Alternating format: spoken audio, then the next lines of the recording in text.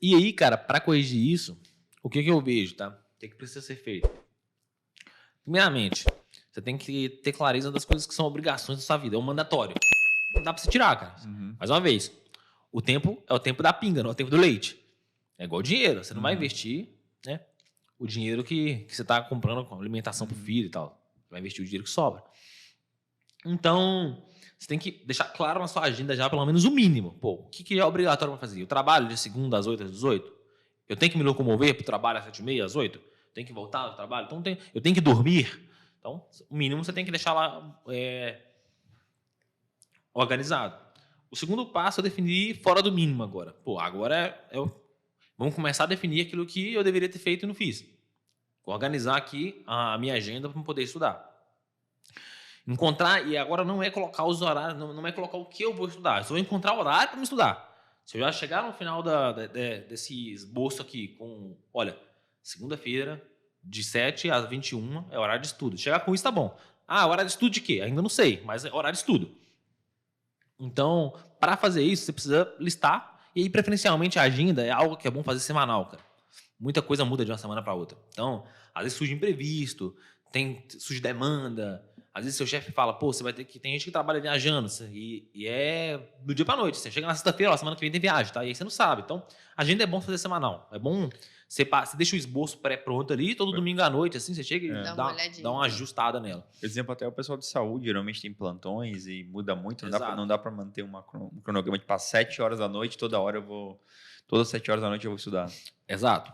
E aí...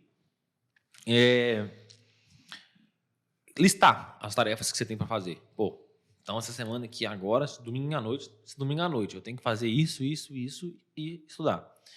E aí agora é a hora de decidir quais tarefas, não necessariamente todas as tarefas você vai colocar na sua agenda. A gente vai definir o que vamos colocar e o que não vamos colocar. E aí a ferramenta que eu gosto de usar para isso é a matriz de Eisenhower, que ela funciona basicamente para definir o que vale e o que não vale a pena fazer. Quer dizer que tudo que vale a pena vai ter e tudo que não vale não vai ter? Não necessariamente. Mas são coisas que precisam ser executadas ali. Ou que eu gostaria que fossem, pelo menos. Como é que a matriz de Eisenhower funciona? De forma simples. São 4 quadrantes. Um quadrante tem as tarefas importantes e urgentes, outras as importantes e não urgentes. Outra, as não importantes e urgentes, e não importantes e não urgentes. Você tem 4 quadrantes ali. Importante, urgente, importante, não urgente, urgente e não importante, não importante, não urgente. Coloca essas tarefas aí nesses 4. Toda tarefa vai ter algum lugar. Vou definir aqui o que é o importante e o que é o urgente para ficar fácil. Aquilo que é o urgente é aquilo que, se não for resolvido, te tira do jogo. E você monta isso com base em um objetivo.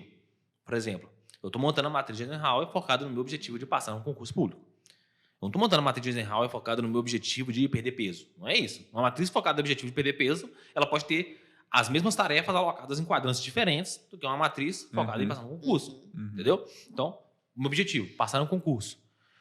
O que é o urgente? O urgente é aquilo que, se eu não fizer, eu estou fora do jogo. Eu vou ser eliminado. Não quer dizer que eu vou alcançar o resultado. Ele é o pré-requisito. Cara, isso aqui pode me tirar do jogo. Como assim? Pagar um boleto de inscrição. Pô, isso é urgente. É urgente porque, se eu não pago, eu vou ter inscrição indeferida. Entendeu? Às vezes, trabalhar para a pessoa, urgente. Por quê? Porque se eu não trabalho, eu não como. Se eu não como, eu morro de fome. Se eu morro de fome, eu não vou fazer concurso. Entendeu? Então, dando exemplos grotescos aqui, mas para ficar claro a função do urgente. E tem aquilo que é importante. Aquilo que é importante é aquilo que te aproxima do seu resultado. Aquilo que te leva um passo mais próximo do seu objetivo, que no caso é a aprovação no concurso público. Então, coisas que são importantes. Estudar é importante. Trabalhar é importante. Para o objetivo, não. Não vai. Se eu trabalhar ou não trabalhar, eu não estou passando no concurso porque eu trabalhei. Entendeu? Sim. Mas ele é urgente. Tem que fazer porque, pô, deixar de trabalhar, como? Não tem como, entendeu? Então, você vai colocar as suas tarefas nesses pontos. Em geral, todo mundo já sabe que a tarefa não importante, não urgente, vai estar lá na Netflix, jogar bola, tomar cerveja, essas coisas assim. Isso daí não tem como eliminar. Por quê? Porque se você tira todos os momentos de lazer, eventualmente lazer vai virar urgente. Porque você vai ficar surtando e tudo mais. Então você mitiga. Deixa no mínimo ali para você... É saber também, você vai ter que se conhecer, saber até onde você está disposto a ir para passar no concurso público. E saber que você vai ter que se sacrificar. Não limiar entre... Eu tenho que me sacrificar e tem um limite que eu posso chegar. Você tem que ficar aqui no meio. Não pode ser menos. Não pode ser para lá menos do que você consegue se sacrificar e também não pode ser mais do que você aguenta. Tem que ser algo entre os dois. Tem que definir, encontrar bem esse ponto aí que ele é peculiar para cada um. Tem gente que está muito disposto a sacrificar quase tudo. Tem gente que com um pouquinho de sacrifício já está chorando e tudo mais. Então depende de cada um pouco isso daí. Mas é mitigar. As tarefas que são urgentes e importantes são as que você vai colocar como prioridade. Pô, vou fazer isso daqui porque tem que ser feito. É urgente, é importante, tem que fazer, porque senão vai virar uma bola, uma bomba de neve isso aí. As tarefas que são urgentes, que são importantes e não urgentes, elas são as principais. Porque tudo aquilo que é importante e não urgente acaba sendo aquilo que nos mais aproxima do nosso resultado. Como estudar. É importante, mas não é urgente. Não necessariamente se eu deixar de estudar hoje, eu estou fora do jogo. Mas se eu não estudar dia nenhum, eu não vou passar no concurso, porque ele é importante, entendeu? É tipo ir na academia. Vai na academia um dia, puxa ferro lá, ficou forte. Mas se você não for dia nenhum, ou seja, um dia não tirou de jogo. Não foi a urgência ali de um dia, porque senão você perde. Mas tem que ir todo dia, porque é isso que vai te trazer o seu resultado. Então, em geral, são as coisas importantes e não urgentes que você tem que maximizar a sua agenda livre com ela. Tem a agenda ocupada, que já são os mandatórios, mas a agenda livre, a parte livre da sua agenda, você maximiza com as coisas importantes e não urgentes. E tem que ser agendado. Pô, segunda-feira, essa segunda-feira, que eu fiz no domingo, essa segunda-feira, 7h30, é isso daqui. É um bloco para isso daqui. Aí você vai separando blocos. Olha, vai ser o bloco de estudo. Esse horário aqui é todo para estudo. Eu tenho que fazer, tem coisas aqui importantes e urgentes que eu tenho que fazer, que é tipo compra, mercado, farmácia, essas coisas. Então junta um bloco e ir na rua resolver os B.O. Entendeu? Vai juntando os blocos de coisas que façam sentido ali. Você pode juntar. Por isso que eu estou falando bloco de estudo, porque nesse meio de estudo vai ter revisão, vai ter questão, simulado, tudo mais. Mas por hora, agora a gente não está definindo tão micro. Estamos fazendo macro, deixando a agenda organizada. E as tarefas que sobraram, que são as urgentes, mas não importantes, né? Como, por exemplo, que dão para delegar, né? Essa daí a gente vai tentar delegar. As que dão. O seu trabalho não necessariamente vai dar. Né? Mas, por exemplo, às vezes lavar uma louça, você consegue delegar. E delegar é pedir ajuda para o companheiro, para alguém que vive contigo, que tá contigo comprado no sonho. Essa eu acho que é a parte mais importante. Porque, como eu falei, eu nunca fui o tipo de pessoa que tenta esconder dos outros nada. Então, cara, tá acontecendo alguma coisa, eu saio contando pra todo mundo. Falta só pegar um megafone aqui e sair gritando, fazer isso aqui. Falta só isso. Eu tento trazer a galera, eu gosto disso, sabe? De ajudar quem tá caminhando comigo e tudo mais. Então, se eu vejo um concurso, eu conto.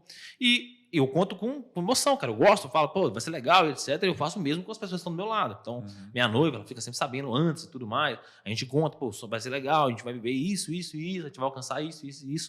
É um sonho que a gente está vivendo junto. Por que eu acho essa parte de contar para as pessoas, principalmente as próximas, importante? Por dois motivos. Primeiro, um compromisso público. Compromisso público, em geral, aumenta o seu comprometimento com aquele resultado. Por quê? Porque ninguém quer ser a pessoa que prometeu e não cumpriu. Tanto que quando você se reprovar no concurso, é ruim, porque você fala, falei que ia dar e tal, mas, enfim, você aceita lidar. Eu acho que isso daí é um ônus pequeno pelo bônus que vem. Saca? Esse é um benefício, o compromisso público traz um comprometimento, então te deixa mais forte na caminhada. E a segunda vantagem do compromisso, assim, de falar pra galera e tudo mais, é que você ganha aliados.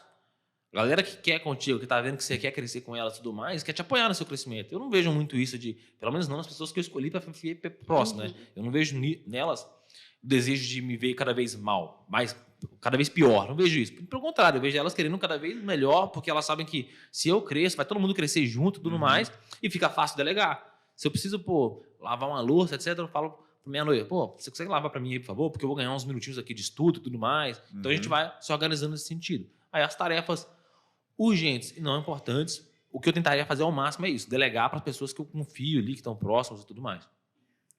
Com isso, vai ter as tarefas que vai sobrar e aí você vai maximizando a sua agenda ali, usando a técnica que a gente chama de time blocking, né? Bloqueando um tempo para fazer um conjunto de atividades. Estudar, ir na rua para fazer compra. Já faz tudo que tem que fazer na rua de uma vez, entendeu? E vai gerindo assim. E aí, por fim, depois que você já tem o tempo de estudo definido, o que você precisa ter é um bom cronograma de estudos. E aí o cronograma é diferente na agenda. O cronograma ele vai te falar a ordem que você vai estudar, cada assunto, etc. E tudo mais. E aí você vai colocar esse cronograma de estudos na sua agenda. Eu sei que a próxima matéria que eu vou estudar, porque é importante você saber isso. Por que é importante? Não dá para você estudar cálculo 2 e estudar cálculo 1. Entendeu? Não tem como você fazer a aula prática de direção antes de fazer a aula teórica de direção. Você saber as placas. Então, andando na rua, saber as placas, viu a faixa de pedestre, passou em cima do cara. Não dá para fazer isso, entendeu? Então, as coisas elas têm uma ordem para ser feita. É preciso entender essa ordem para adequar ela na sua agenda. E aí você vai fazendo isso. Sabendo disso daí, você vai semanalmente ajustando também. Você começa a se entender, se conhecer. Pô, eu achei que eu ia gastar 1 hora para revisar, mas para revisar um conteúdo de uma semana, eu tô vendo que eu gasto 45 minutos só. Semana que vem, é 45 minutos para revisão. Eu tô vendo que eu gasto 45. E você vai ajustando. Até que vai chegar para a terceira semana, a quarta semana que você está organizando isso daí, você já entende bem os seus tempos. E você vai, com certeza, otimizando, você vai ficando melhor em fazer aquilo. E aí, naturalmente, você sabe, pô, você consegue. Mais uma vez, nada é determinístico, é sempre a probabilidade. As probabilidades estão dizendo que eu devo terminar o edital aqui, o que eu me comprometi a estudar, mais ou menos naquela época. Eu tenho ainda uma gordurinha aqui para frente. Pode ser que eu termine um pouco depois? Pode. Uma infelicidade pode acontecer, eu posso ir para o hospital, dou mais, perca tempo. Como também uma oportunidade, algo legal pode acontecer, né? Eu posso ganhar mais tempo, ficar mais produtivo e terminar antes. Mas basicamente isso daí.